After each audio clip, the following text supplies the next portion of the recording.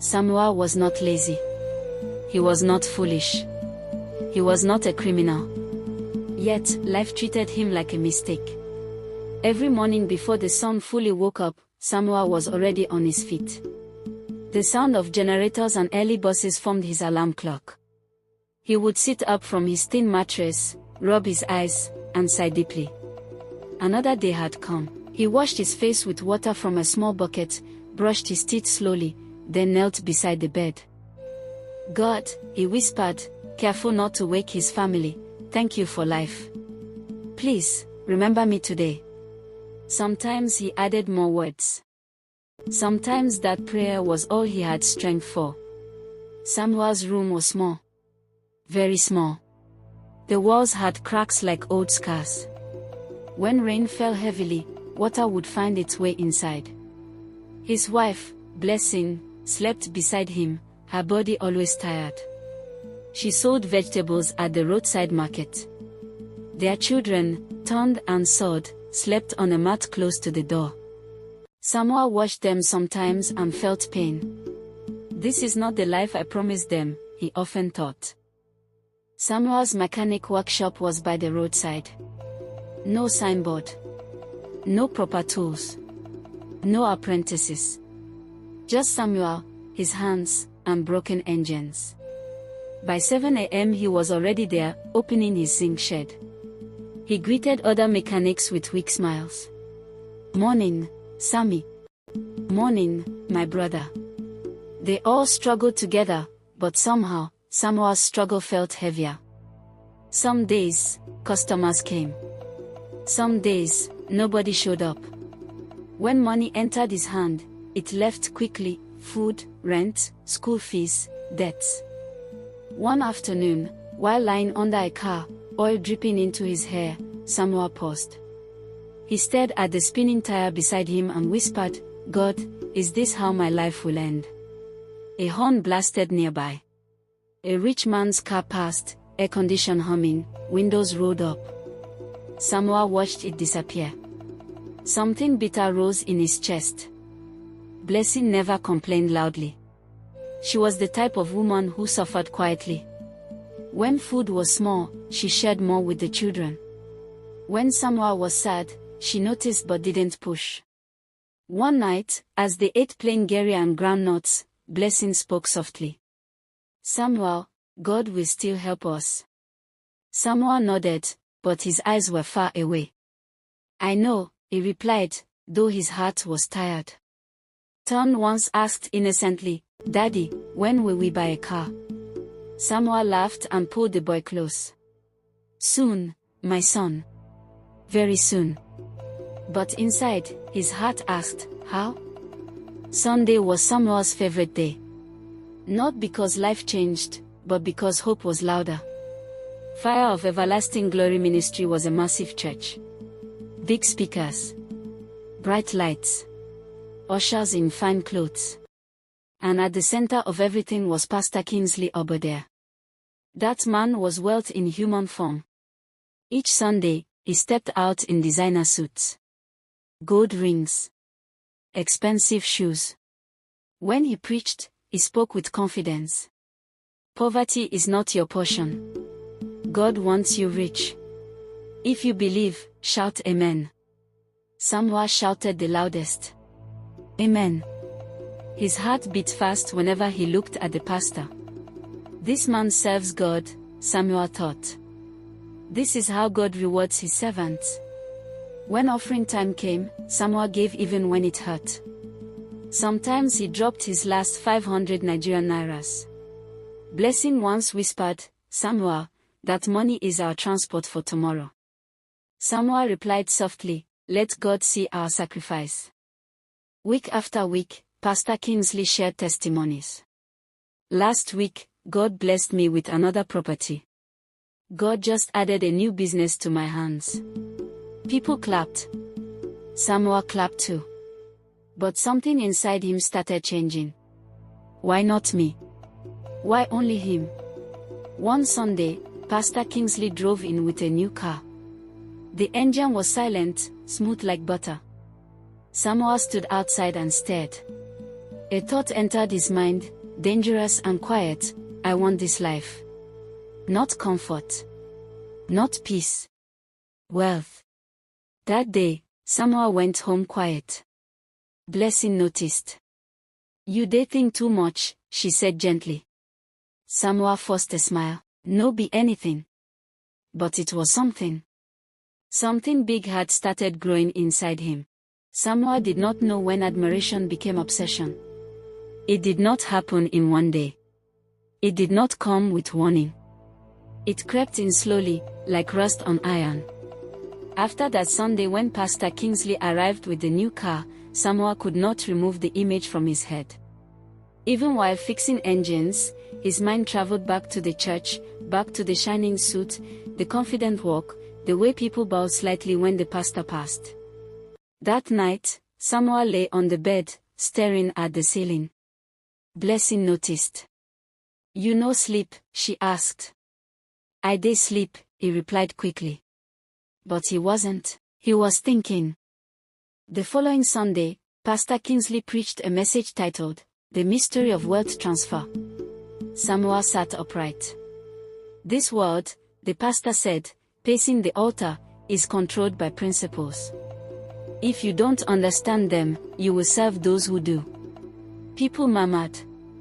Money is not accidental, Pastor Kingsley continued. There are doors. There are keys. Samoa leaned forward. Some of you are praying, fasting, suffering, the pastor said, but you are using primary school methods to fight university-level battles. The church shouted. Papa. Samoa's heart beat fast. This man knows something, he thought. Something deeper. Then Pastor Kingsley said something that pierced Samoa's soul. If poverty is following you from year to year, ask yourself, what power is sponsoring your life? Samoa swallowed hard. That sentence followed him home. That same week, Samoa experienced deep humiliation. A customer refused to pay him after fixing a car. You never fix 'em well, the man said rudely. Samoa begged. Oga, I beg. I try.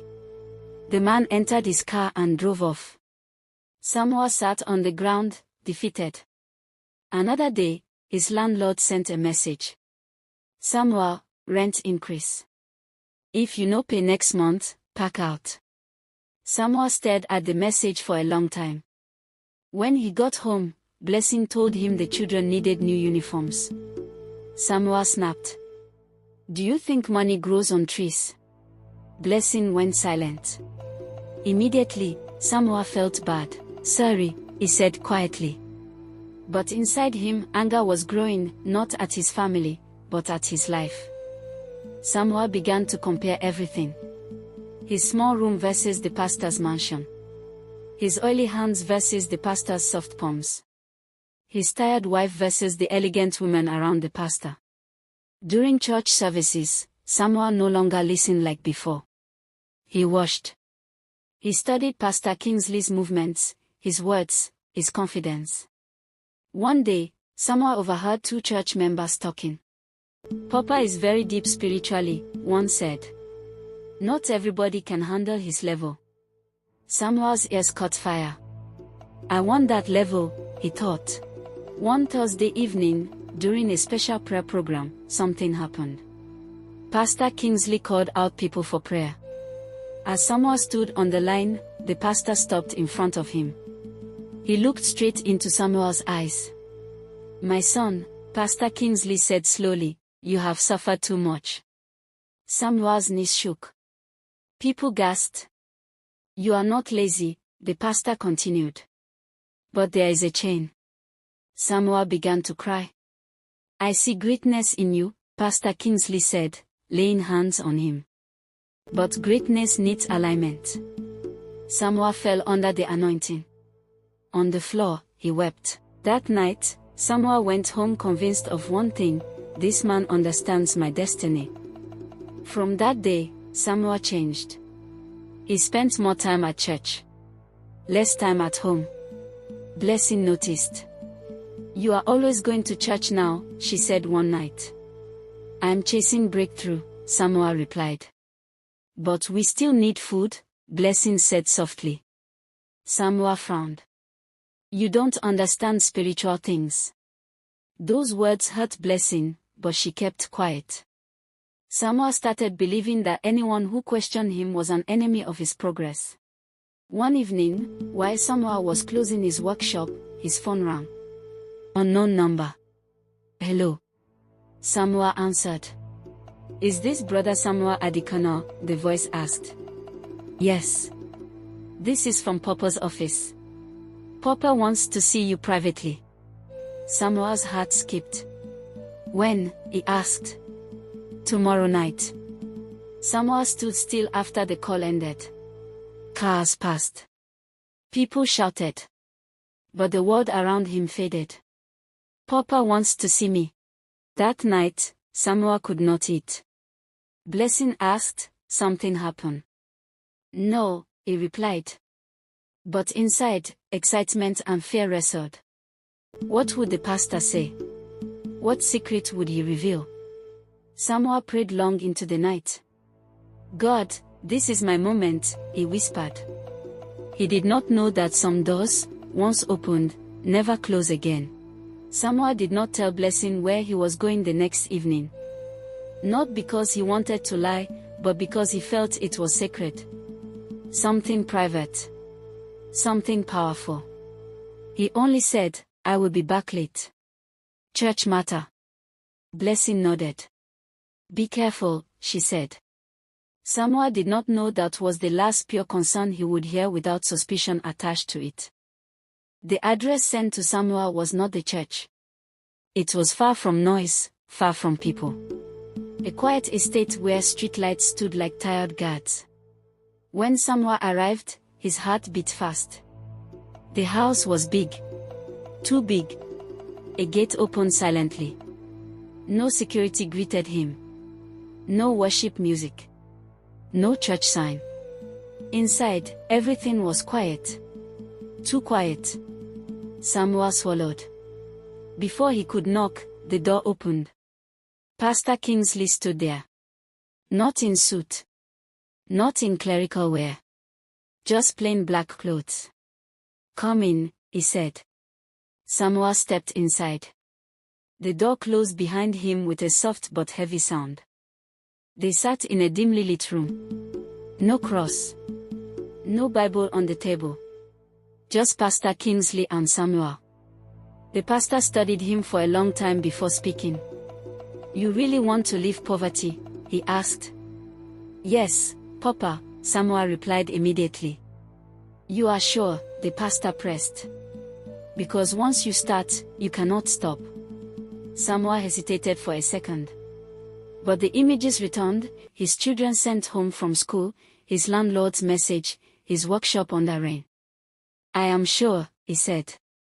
Pastor Kingsley nodded slowly. Good. He leaned back. Let me tell you a truth most pastors won't tell you, he said calmly. This world is not fair. Samoa nodded. Some people are rich because they understand how power works, the pastor continued. Others suffer because they only pray. Samoa listened like a student hearing forbidden knowledge. Prayer is good, Pastor Kingsley said. But prayer without power is noise. That sentence entered Samuel's spirit deeply. Pastor Kingsley spoke for hours. About ancient systems. About spiritual hierarchies. About sacrifices in the Old Testament. Even God demanded sacrifices, he said. Nothing moves without exchange. Samoa shifted uncomfortably. But Papa, he said carefully, Jesus already paid the price. Pastor Kingsley smiled. That is for salvation, he replied smoothly. Not for dominion. Samoa was confused. But confusion is dangerous when mixed with desperation. Pastor Kingsley stood up and walked closer. You are not ordinary, he said. I don't call everybody. Samuel's chest swelled. I see leadership in you, the pastor continued. But leadership attracts resistance. Samoa nodded slowly. That is why your life has been hard, the pastor said. The forces fighting you are strong. Samuel clenched his fist. So what do I do? He asked. Pastor Kingsley looked at him deeply. You must be willing to go deeper than others. The pastor gave Samuel instructions. Fasting, not normal fasting. Strange prayer hours. Praying at midnight facing certain directions. Don't tell anybody, Pastor Kingsley warned. Not even your wife? Samuel agreed. That night, Samuel returned home different. Quiet. Serious. Blessing noticed. You okay? She asked. I'm fine, he replied. But he was already pulling away. Over the next weeks, Samuel followed every instruction. He fasted until his body shook. He prayed strange prayers he didn't fully understand. He stopped praying with his family. When Blessing asked why, Samuel snapped. This is not children prayer. Blessing was shocked. You have changed, she said. Samuel replied sharply, you don't understand destiny. That night, Blessing cried quietly. Samuel heard her, but hardened his heart. She will thank me later, he thought. After some time, small changes began. A customer paid him extra. Another recommended him to a friend. Money increased slightly. Samuel was excited. It's working, he whispered. He called Pastor Kingsley. I'm seeing changes, Papa. The pastor laughed softly.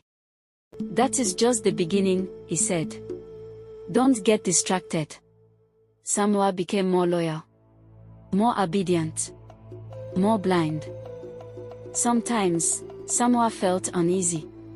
Some prayers made him uncomfortable. Some instructions felt wrong. But anytime doubt entered his mind, Pastor Kingsley's voice echoed, do you want to go back to suffering? Samuel pushed the doubt away. He stopped reading the Bible on his own. He relied only on the pastor's explanations. Slowly, Samuel's moral compass began to break. Samuel was no longer the same man. Anyone who looked closely could see it.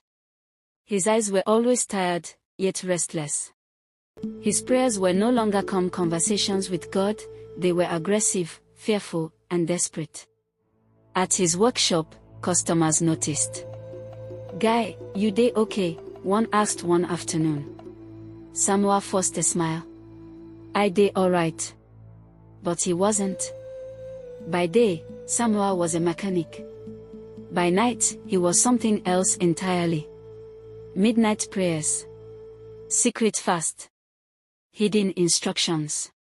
He would wake up suddenly at night, whispering prayers Blessing could not understand. Sometimes he stood by the window, staring into darkness. Blessing grew afraid. One night she asked carefully, Samuel, who dey teach you all these prayers? Samuel turned sharply. Why you dey ask too much question? Blessing was quiet. She realized something had taken hold of her husband. Samuel began to see his family as distractions. When the children laughed while he prayed, anger rose inside him. Keep quiet, he shouted once. The children froze. Blessing stared at him in shock. Samuel immediately felt bad, but he did not apologize. Instead, he justified himself. They don't understand spiritual warfare, he thought. He stopped touching his wife. Stopped listening to her. His heart was focused on one thing, breakthrough. One night, Pastor Kingsley summoned Samuel again. Same house. Same silence. This time, the pastor did not smile. You are progressing, he said. But there is still a blockage. Samuel's heart sank. What blockage, Papa? Your attachment, the pastor replied. You still love too many things. Samuel frowned. My family, he asked. Pastor Kingsley did not answer immediately. Instead, he asked a question. If Abraham did not hold back Isaac, the pastor said slowly, why should you? Samuel felt cold. But Papa, he said, confused, God stopped Abraham. Pastor Kingsley leaned forward. Because Abraham was tested, he said. And you too must be tested. Fear entered Samuel's soul. That night, Samuel could not sleep. His thoughts were loud. Why would Papa talk like that? Is God asking something from me? He opened his Bible for the first time in weeks, but the words felt distant. Instead, Pastor Kingsley's voice was louder in his head. Nothing moves without sacrifice. Greatness demands pain. Samuel started sweating. Over the next days, Pastor Kingsley increased the pressure. Some people remain poor because they are sentimental, he said during one meeting. They love people more than destiny. Samuel nodded slowly. You cannot carry everyone to the top, the pastor added. Those words entered Samuel's heart like poison. At home, he began to see his family differently. Not as blessings, as weights. Samuel began having dreams. Dark dreams. He saw himself standing alone in a large house, surrounded by wealth, but his family was nowhere to be found. He would wake up sweating, breathing heavily. Instead of fear, a strange feeling followed. Maybe this is what God is showing me, he thought. That was the most dangerous thought of all. One evening, Pastor Kingsley called. The time has come, he said calmly. Samuel's hands shook. What must I do, Papa? Nothing complicated, the pastor replied. Just obedience. He gave Samuel strange instructions. Specific time. Specific words. Specific actions. Do not question, Pastor Kingsley warned. Questioning will ruin everything.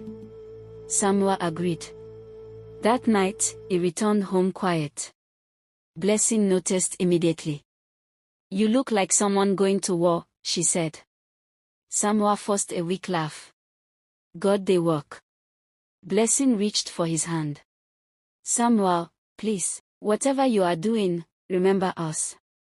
Samuel pulled his hand away gently. I'm doing this for all of you, he said. Tears filled Blessing's eyes. That evening, they ate together. The children laughed. Blessing smiled weakly. Samuel watched them closely. A voice inside him whispered, this is the last obstacle. Another voice tried to scream, this is wrong. But that second voice was weaker. He had starved it for too long. That night did not look special. There was no thunder. No strange wind. No warning from the sky. It was just another quiet Lagos night. That was what made it so dangerous. Samuel sat on the edge of the bed long after everyone had slept. Blessing lay on her side, facing the wall. The children slept peacefully, unaware that their father's mind was in a terrible battle. Samuel's heart beat loudly in his chest. His phone buzzed once. A message. Now. That was all. Samuel stood up slowly. His hands were shaking. He remembered Pastor Kingsley's voice clearly in his head. You will not understand what you are doing. Just obey. By morning, your life will change. Samuel closed his eyes. God, he whispered, if this is not from you, stop me. Nothing happened. That silence felt like permission. Samuel began the instructions exactly as he was told. The words did not feel like prayer. They felt heavy. Wrong. But he continued. His heart was beating fast. His head felt light, like he was no longer fully inside his body. Thoughts came and went without order. This is for their future. This is the last sacrifice. After this, no more suffering. His conscience tried to rise. But months of manipulation had weakened it. At some point, something snapped inside Samuel. Not anger. Not hatred. Confusion. A deep, terrifying confusion. His mind was no longer fully in control. Later, much later, Samuel would not remember everything clearly. Only fragments. A cry. A shout. A sudden silence. When clarity returned, Samuel found himself alone. The house felt empty. Too empty.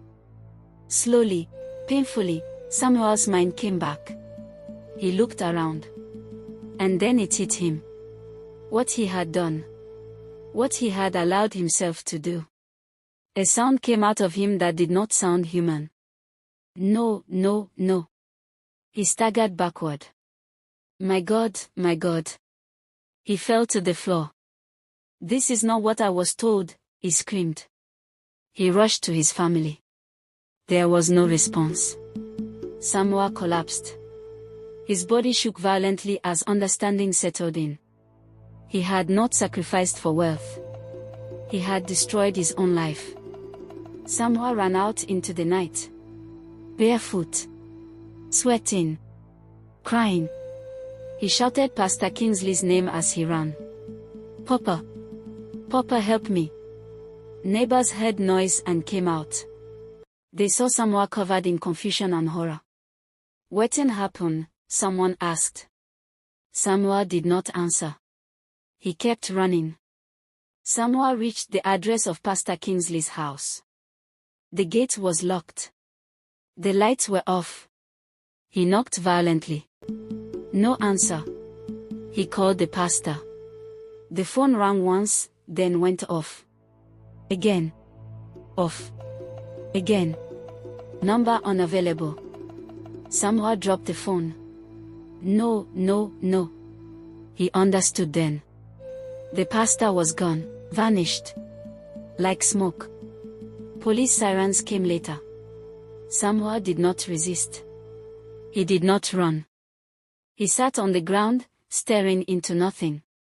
When they asked him questions, he spoke like a broken man. He said it was sacrifice. He said my life would change. I just wanted to stop suffering. The officers looked at him with disbelief and pity. By morning, the whole area knew. People whispered. Not that mechanic. Church matter don't spoil am. Fake pastor use am. Fire of Everlasting Glory Ministry did not open again. Pastor Kingsley Obode was nowhere to be found. No trace. No record.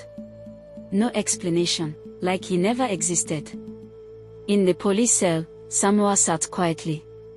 The weight of what he had done pressed on him like a mountain. He remembered Blessing's voice.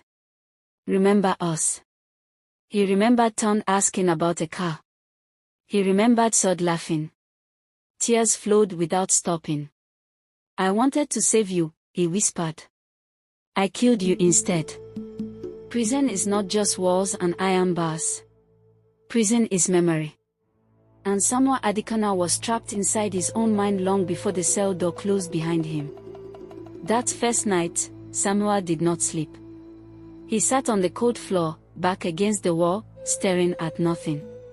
Every time he closed his eyes, he saw faces. Blessing. Turned. Sod. He heard their voices clearly, as if they were in the room with him. Daddy. Samuel. He covered his ears. No, please. But memory does not listen to begging. Days passed. Police officers asked questions again and again. Why did you do it? Who told you? Where is the pastor? Samuel answered slowly, weakly. He said it was sacrifice. He said wealth needs obedience. Some officers shook their heads in anger. Others looked at him with pity. One officer said quietly, this thing where you do, poverty no reach am. Samuel lowered his head. He had no defense. News spread fast. People argued everywhere. Some blamed fake pastors. Some blamed greed. Some blamed Samuel alone. Fire of Everlasting Glory Ministry disappeared completely. The church building locked. Members scattered. No statement. Pastor Kingsley Obode was never found. Some said he fled abroad. Some said he changed identity. Some said he was never human to begin with. Samuel heard all this from other inmates. It did not matter anymore. Nothing could bring back what he lost. Samuel was transferred to prison. The smell, the noise, the suffering. Men shouted in their sleep. Some laughed like mad people. Some cried quietly. Samuel kept to himself. He did not fight. He did not joke. He barely ate. Other inmates tried to talk to him.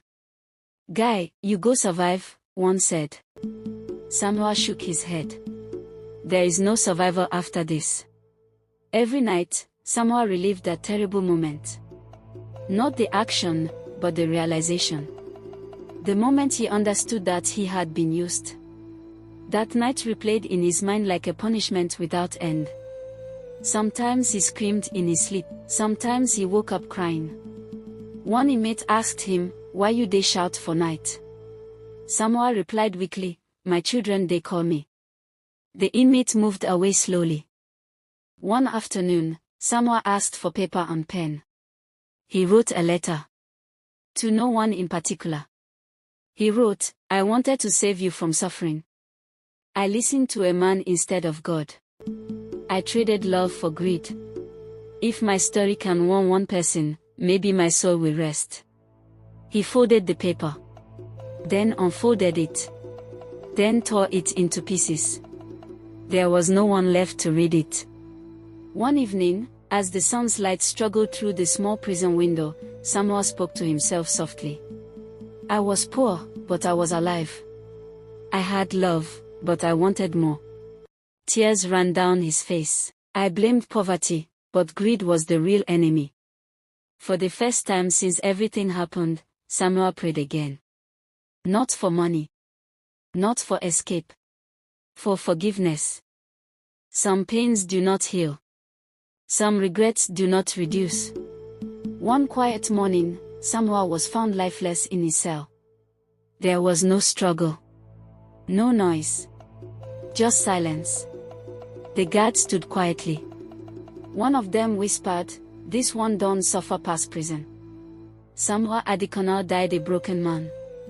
Not because he was poor, but because he trusted the wrong voice. Samuel's story spread slowly, then faded like most stories. But its lesson remained. Not all men who preach God know God. Not all wealth is a blessing. And not all sacrifices are holy. Sometimes, the devil does not come with horns. Sometimes, he comes with a Bible, a suit, and promises. If you are listening to this story, be patient. Be careful who you admire. And never trade your conscience for shortcuts. Because poverty can be survived. But regret can destroy the soul.